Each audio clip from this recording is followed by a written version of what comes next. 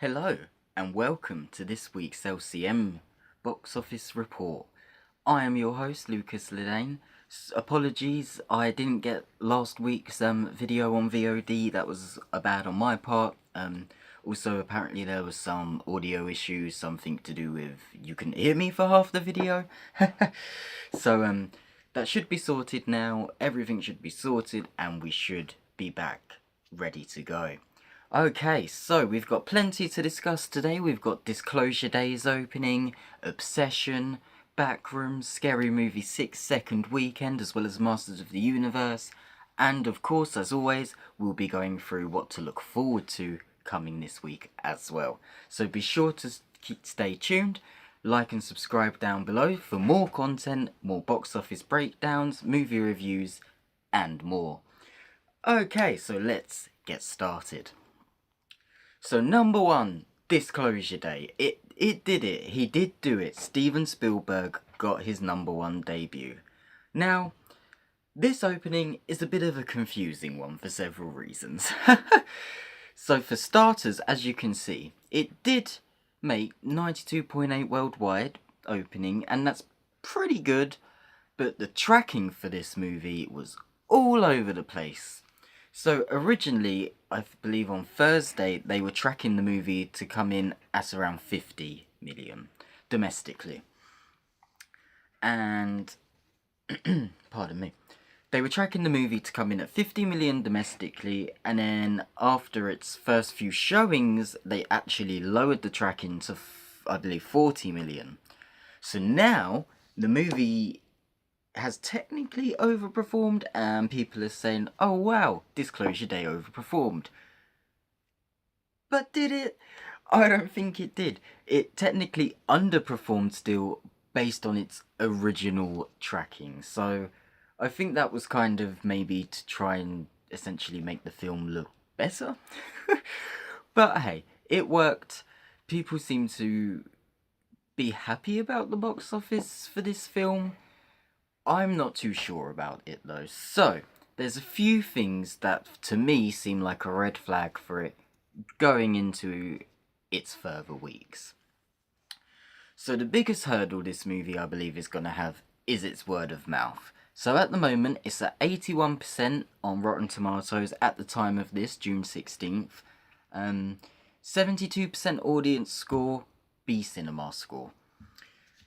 Not horrible scores, but also not the best scores, okay? These are okay. They're only okay. They're very medium, particularly for a Spielberg film. These aren't the scores you want, and I think the film has proved to be quite divisive. I think particularly on Twitter, you see a lot of divide over the movie, over some people finding it pointless, some people really love it. I'm in the camp who really loved it. But, you know, I absolutely understand the frustrations people have with it, and I do have to agree, as you'll see in my review for it, my spoiler review. I do agree with people that it really falls apart in the third act. I personally enjoyed the third act because I was on board with the message the film was going for, the themes it was going for, that sort of thing. So I really enjoyed it, but, you know, you can't deny that there is clearly a backlash towards this movie, particularly the third act, and I think a few reviewers did point that out in their early reviews as well. I think they said there could be quite a not bad reaction, but divided reaction to the movie. Now also, in terms of audience, 40% of its audience were actually 45 plus, so I think this shows that a lot of the audience are also the people who grew up with Spielberg,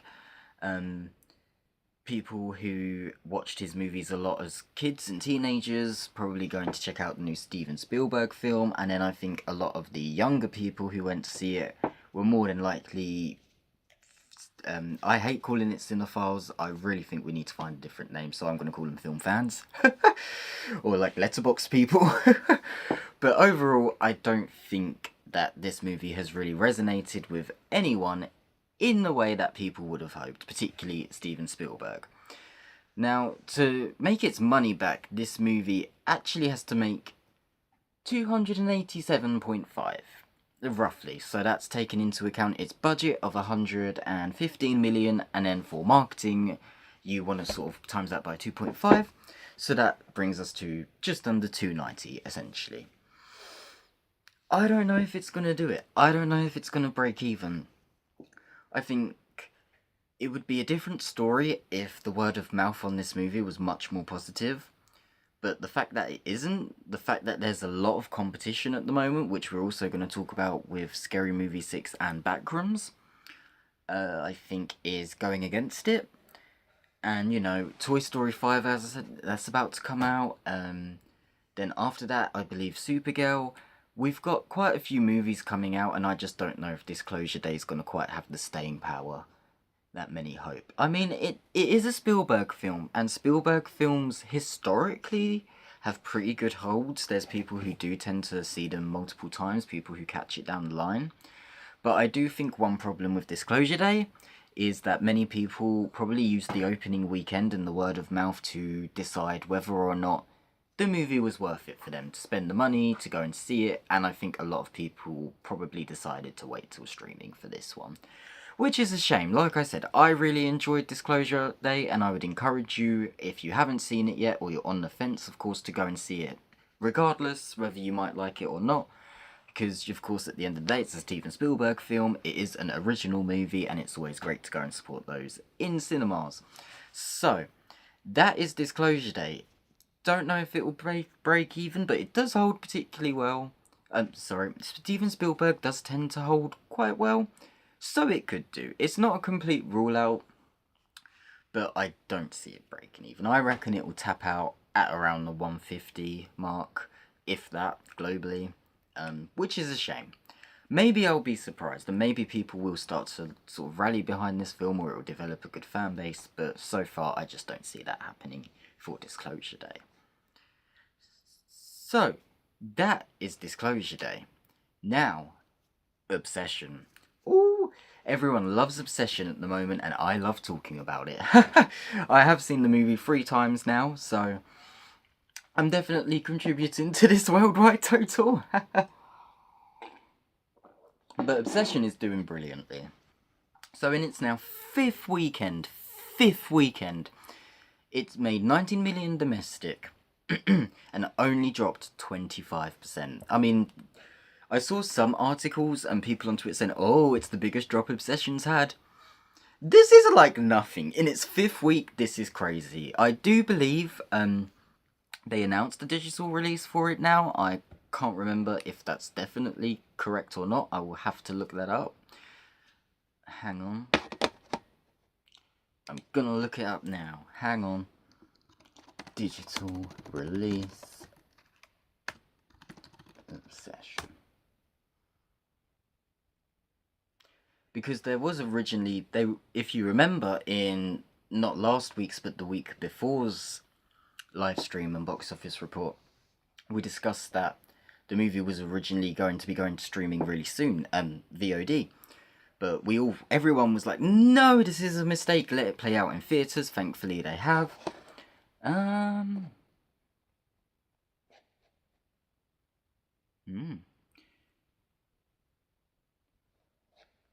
So I'm still not seeing a release date. There was a tweet I saw talking about a release date, but it did seem like an unverified source, and clearly I think that's untrue. So that's good.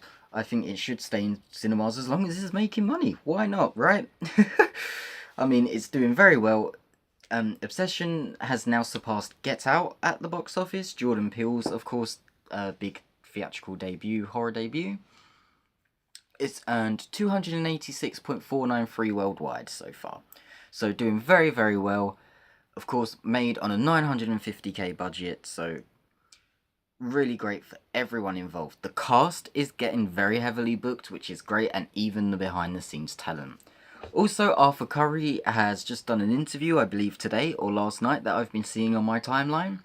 And there's been some really great stuff in there. I'm particularly excited for Cory Barker's Texas Chainsaw Massacre reboot. That seems like it's going to be really good. I like the direction he's heading in it based on what he said.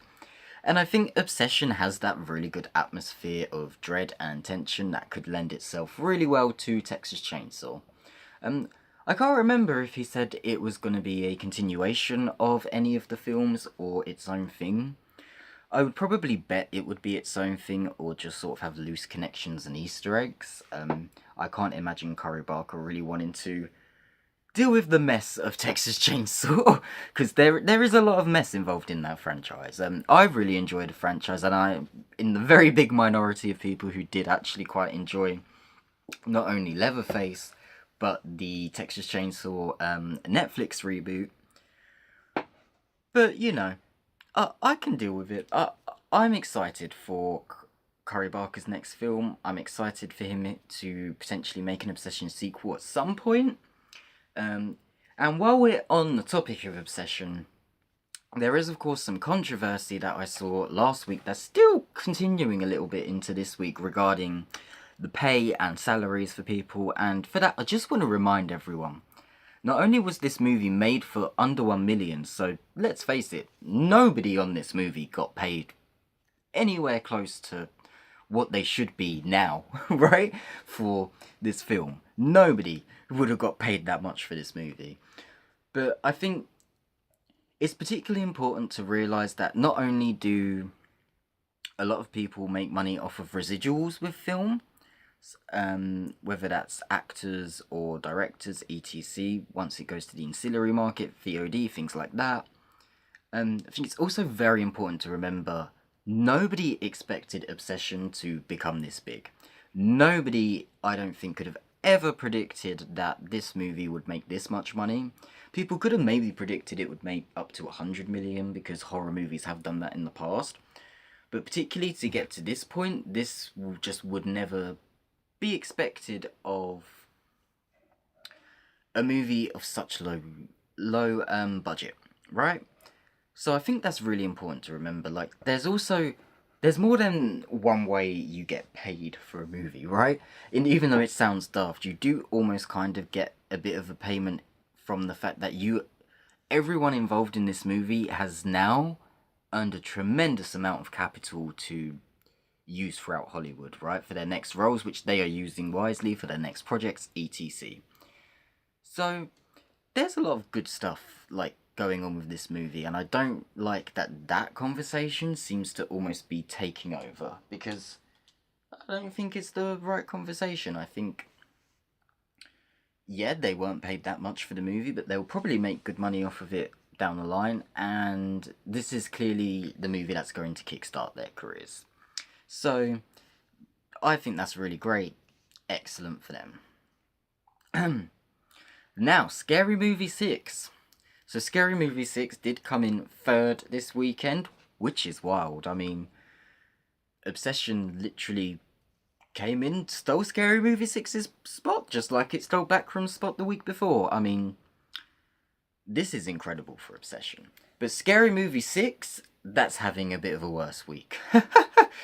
So as you can see, it's in the orange on my chart. Now, first, I should probably explain the colours of this chart, because I sort of updated the chart since my first episode.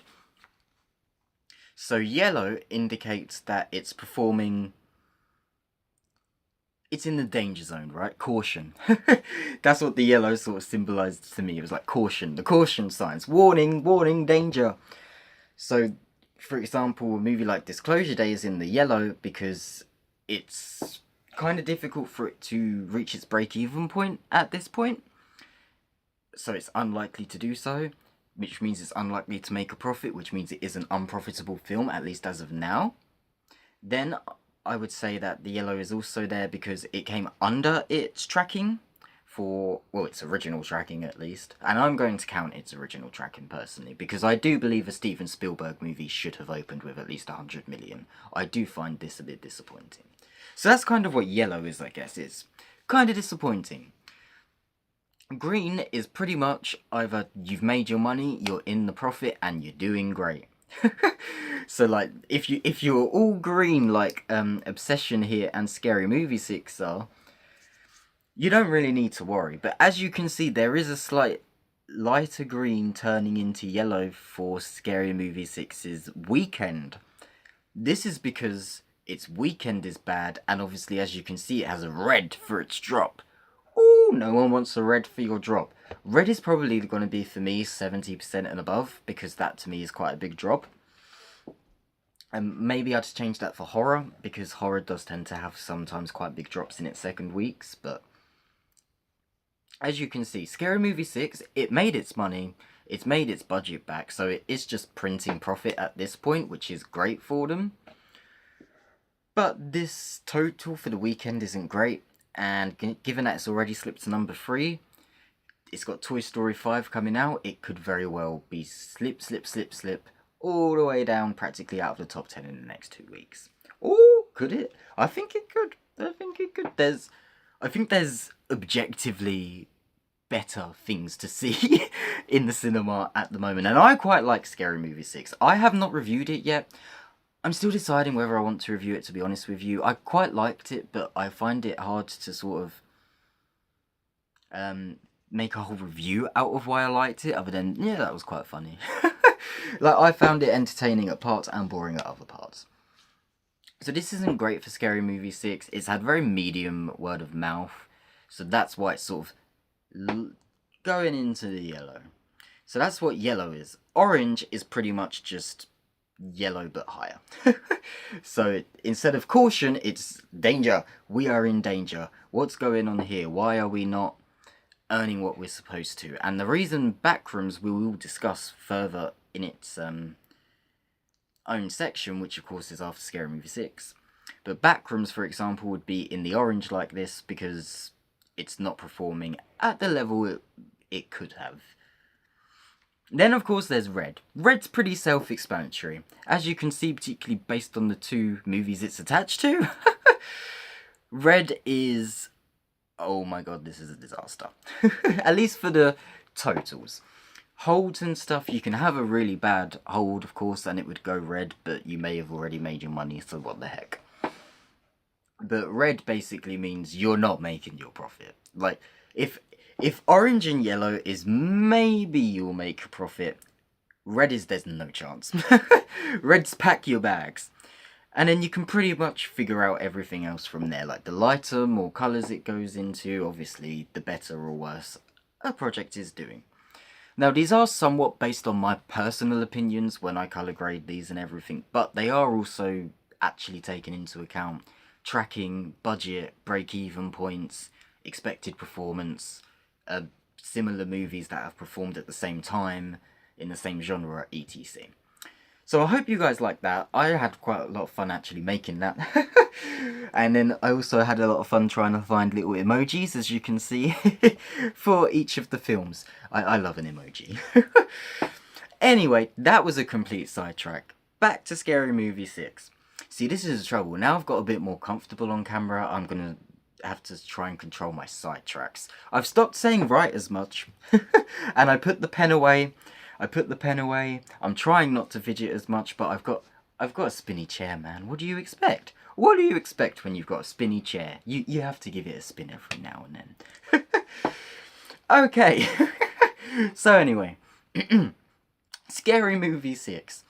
So domestically 14.5, worldwide at 172.893. Yes, 893. Drop of 73%. Terrible drop, terrible word of mouth for the film pretty much, except for the audience score. The audience score is 67%, which isn't terrible, but isn't great either. It's like, okay, that was okay, which seems to be the general verdict of the film, is how it's performing, so I guess that tracks. Hardcore audiences did go and see it opening weekend, as we discussed last week. So I believe it was like 90%, it was a shocking number, 90% or something of the audience for its opening weekend had seen the scary movies before. So clearly it was a bit front loaded. People went to see it opening weekend, then maybe went to go see other stuff this week that they haven't caught up on. Or, in all honesty, maybe they were watching the sports. There's lots of sports going on at the moment, of course. So there's a lot of reasons for this drop, but I do also think the biggest reason is it's overall just a very medium film. So, that's Scary Movie 6 done. And I think clearly people opted to go and see Obsession instead. Hence why it's risen. And like I said, it's very competitive at the moment. And particularly for horror, even though Scary Movie 6 is a comedy, it's a comedy about horror for horror fans, clearly. And I think, particularly once they saw it opening weekend, a lot of people probably like, okay, I'm gonna go see an actual horror film now. So, now, Backrooms, our first orange. Okay, so why is Backrooms orange? Why have I given it the orange square, even though it has been profitable? So, Backrooms is performing on par with Five Nights at Freddy's. Five Nights at Freddy's, it actually has a lot of similarities to Backrooms, and it's quite funny. I never even thought of this comparison to make between the two, even though they are both... well, they're not video game movies, obviously. Backrooms isn't. But it does have video games and stuff like that. But it was actually Grace Randolph who made the comparison, I think, last week or something like that. And I was like, oh my gosh, that is very true. They really are performing similarly. So, what does this mean for Backrooms? Oh, I don't know if it has much staying power left, but for one main reason, and we'll discuss in coming this week, there is a horror movie coming out this week that people are very excited for, and not only are people excited for it, the very people who are excited for Leviticus are pretty much most of the exact audience who are rewatching this film. 84 people, things like that. So it's performing on par with Five Nights at Freddy's, and obviously this is not terrible. Five Nights at Freddy's, even the second one, is very successful, and it's already made profit, it's made its money, it's printing money at the moment. But particularly when you compare it to something like Obsession, which was made for less money. I mean, Backrooms was still only made for 10 million, of course. But Obsession was made for considerably, 9 million less. 9.5 million less. So, when you think about that, I do think Backrooms should be performing better. I think it became a bit of a worry last week when we saw that, I think it was a 68% drop, like we talked about. And this is even worse. I mean, it's dropped 57%, so I think this is an indication it's losing a lot of its audience at this point. It has, like I said, it's made its money, it's done well, it's been well received. Overall, I think everyone can be very, very happy about Backrooms. I mean, it's done very well. Congratulations to everyone involved. The only thing I would bear in mind is maybe try and make it... I don't know, I'm not really... I do think Backrooms is just suffering from competition at the moment. I think there's so much competition, even just in the horror space, and then that's not even taken into account screen competition, from the fact that there's barely any premium screens, to the fact that the screens that aren't premium are being filled with other films that people are still going to see. There's only so many a cinema can show, as we've talked about. So, I think that's a few things, to... note with Backrooms. Now, it is A24's highest grossing film, by the way, ever. So that's very, very good. And, for that to be your debut film from Kane Parsons, that's very, very impressive for him. Speaking of Kane Parsons, there is one thing I would want to note, however. Something that's worrying me when it comes to Kane Parsons... And hear me out before I can finish, before you jump to attack me for this. I think Kane Parsons needs to be a little bit careful of coming off as pretentious. And the reason I say this is, I saw an interview with him, I believe it was today or yesterday, where he basically said that he doesn't want to be considered, and he doesn't consider himself part of the current YouTuber to horror maker director pipeline. Now, I get where he's coming from, but here's the thing. Whether Kane Parsons likes it or not, he is part of that pipeline. But not only that, he's one of the founding fathers of this pipeline. I mean, this is a very recently emerging pipeline. I think the earliest you can point back to is Markiplier and Chris Duckman with their movies. But then Cory Barker and Kane Parsons came in May and just absolutely KO'd them. They were like, we're here. And there's nothing to be ashamed of from Kane Parsons' end. I don't know if it's because he feels like maybe it makes him not as adequate of a director, particularly because, as we discussed in the opening weekend video, there are some mean stuff being said about them, and Cory Barker and Kane Parsons and any YouTubers making the jump to big screen, but you know, there's always pushback when new ground is getting broken, right? And I just think Kane Parsons should embrace that he's part of this new ground that's being broken. It doesn't mean to say he has to be so like, oh yes, I am a YouTuber, but I'm now a director. But he could acknowledge that it's cool to see, and that he is part of that, and that he helped that. Because there's nothing wrong with that. And I think it comes off as almost, I don't want to say offensive, but it does come off as a bit harsh to, like, the Obsession crew, for example, because it almost makes it feel like he's saying that that's not a real film. Even though we all know he's not saying that, you know. People with common sense and nuance can see he says that and understand what he meant. But, you know, you got to be very careful about how things come across. And I would, maybe if I was Kane Parsons' agent, I would sign him up for just a little bit of media training. Just a little bit. I think media training can do wonders for certain people. Because you don't want to come off as pretentious and also overcorrective. I think that's a problem James Gunn, for example, has at the moment. Because there was, of course, when he went into someone's replies on X about the sequel rumours and was like, oh no, this isn't true. But at the end of the day, he didn't really need to do that, and particularly perhaps if people didn't see that and they did think a sequel was still absolutely on the way and in the works, maybe people would be seeing the movie more right now, right? So, you know, I would just be cautious about that. I would, you know, maybe if I was the people working with Kane Parsons, I'd maybe ask him to do like a one-on-one or something with Cory Barker.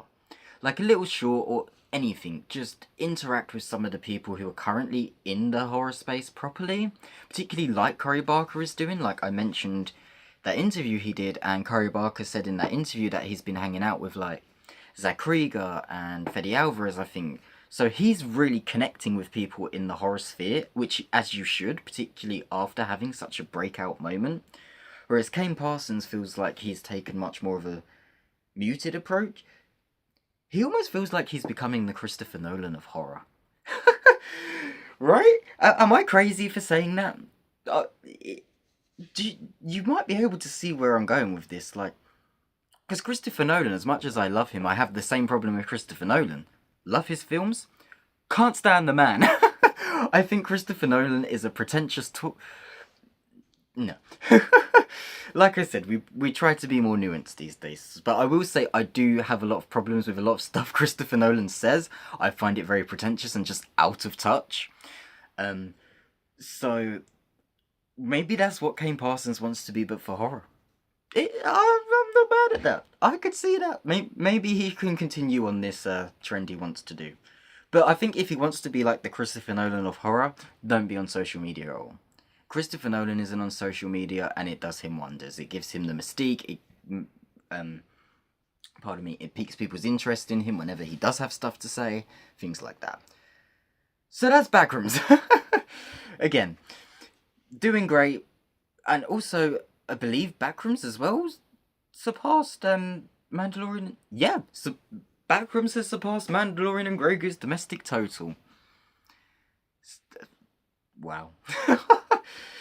Maybe he really is the I think I might keep that.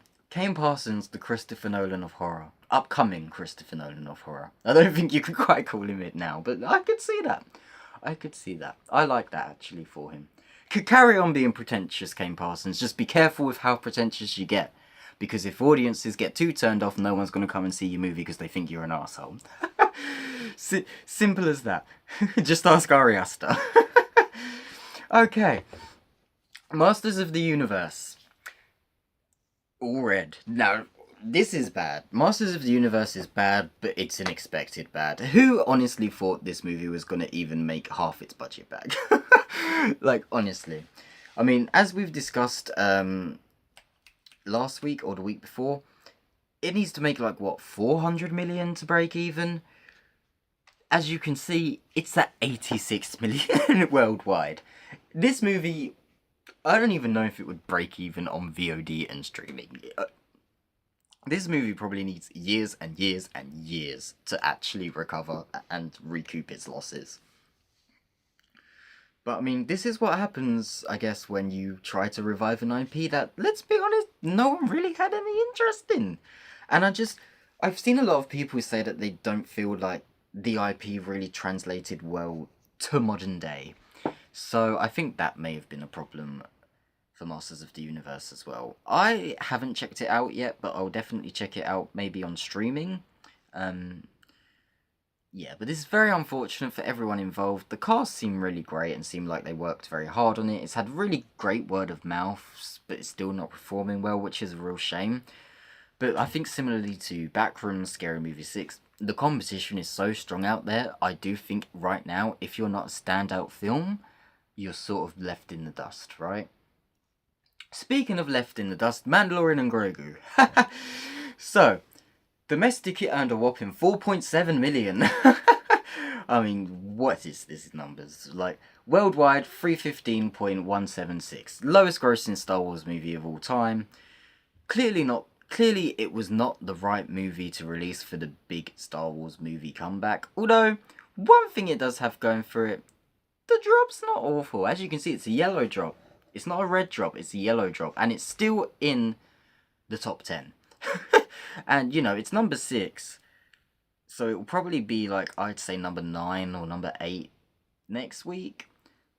But at least it's not, like, completely tanked. It's made some waves, I guess. I'm trying to be more positive about it, but it is kind of hard. I mean, Mandalorian Season 3 alone was so disliked, I honestly don't understand why this was their thought process to make a whole film of it for its big Star Wars return. I don't know whose idea this was, but it was a terrible, terrible idea. And, you know, the word of mouth of it on it is very medium. There are some people who really love it, there are some people who really hate it, and there are a lot of people like me who think it's okay. Like I've said, I like the first act, I like the third act, I was so unbelievably bored during the middle. And I am a huge Star Wars fan, but even I was like, man, this is boring. As for Michael, I can't believe this is still in the box office. I mean, this is green, green, green, baby. Look at all that green. So, Michael, even though it's gone on to digital this week, and last week, still in the top 10. Still edging closer to 1 billion. I still don't think it's gonna get to 1 billion. I know people think I'm wrong, and don't get me wrong, I hope I'm wrong. It would be very cool for this movie to reach 1 billion, but it just seems almost unattainable to me at this point. I think, like, I don't even know what weekend this is. Wow. It's been a lot of weeks. This movie has been out for a crazy amount of time. So, at this point, how much more money is left in it? Obviously, it did just release in Japan and it's doing well there. But I just don't know if Japan alone and then the fact that everyone else has already had the chance to see this movie and can now watch it on digital, I just don't know if it's going to get to that $1 billion mark. I hope it does. It would be very, very cool for that movie to make the $1 billion.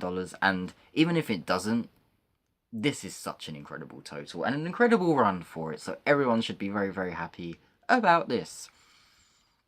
As for the rest of the top 10, at number 8, BTS arrived with 3.8 million for their concert. I believe it's a concert movie. I don't really know much about this film. Obviously, it's not showing anywhere near me. As for actually the entire rest of this top 10, as you can see, this really annoyed me, and we will talk about this right after we're done breaking down this top 10. But from what I could gather, it's a concert film. Seems to be doing okay, right? Then The Furious is number 9. This is apparently the new Raid, so I really want to see this, but again, not available internationally. Don't know why, but it's not. So I will have to wait for now.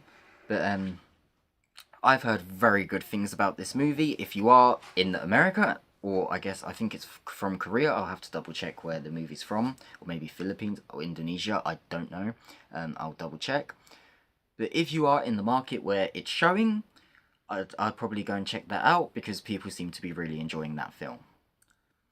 Stop that train. I have a bit more to say about this one actually, mainly because I watched Drag Race. So, you know, I can actually comment on this. Again, no worldwide release, and this really frustrated me. I wanted to see this film, I wanted to review it, playing nowhere near me. I couldn't find any showings for it. I would have been willing to travel a little bit for it, like maybe to London, because it's not too far from me.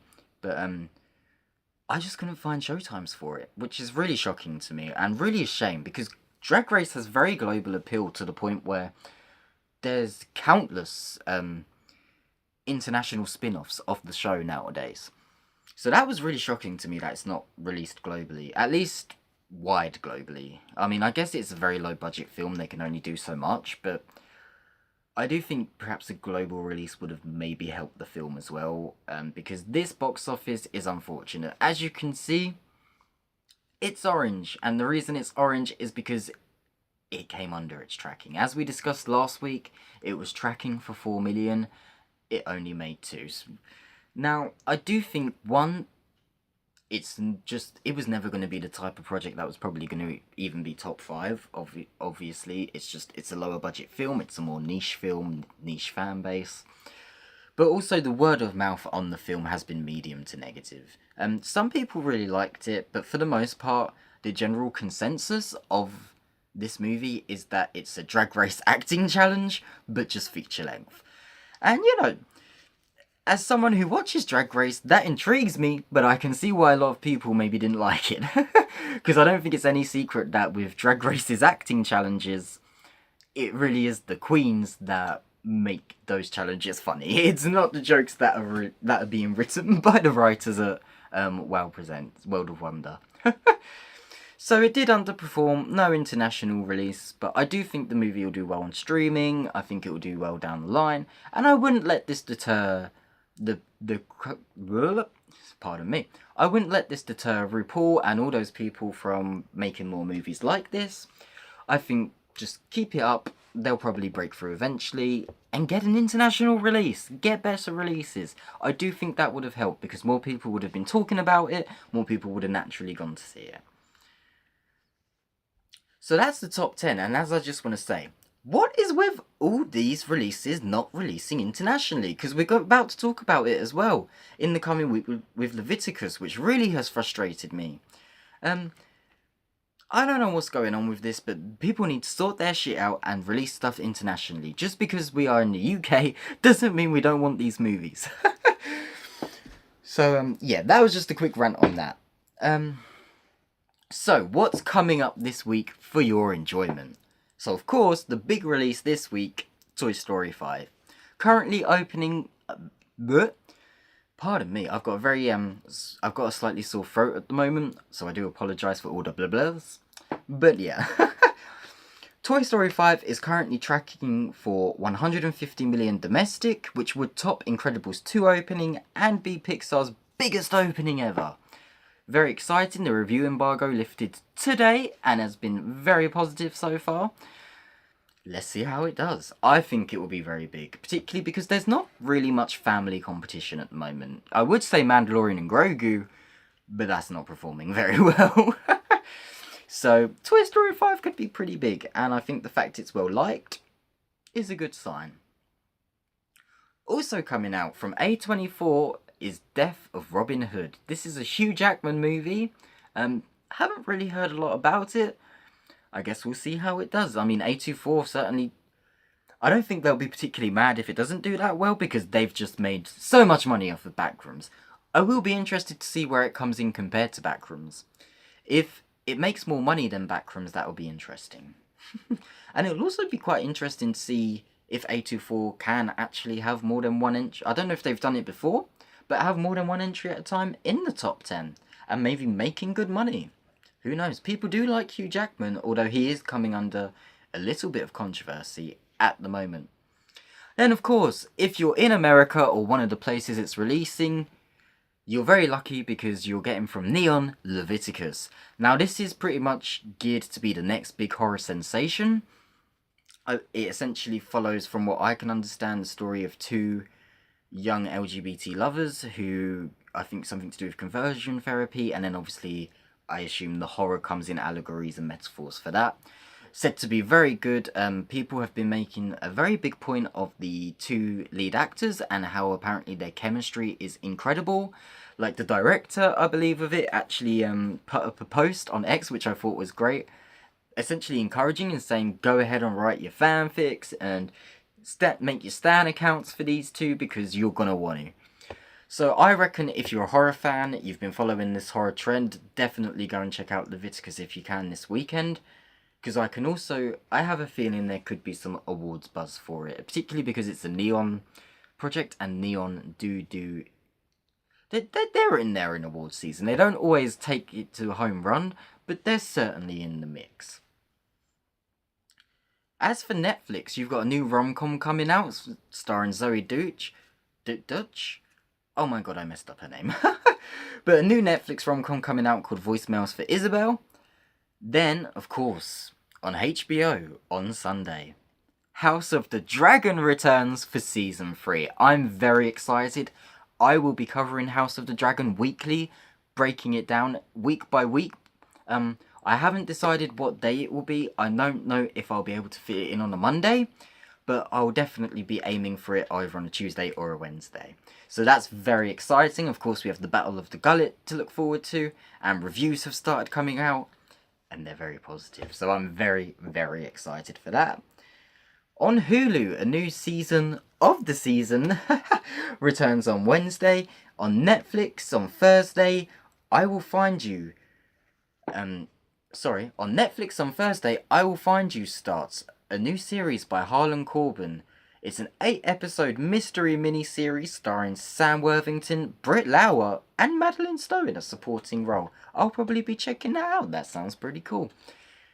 And then, over on Apple TV, we have Sugar Season 2. Sugar is a neo-noir mystery show that got really popular, starring Colin Farrell.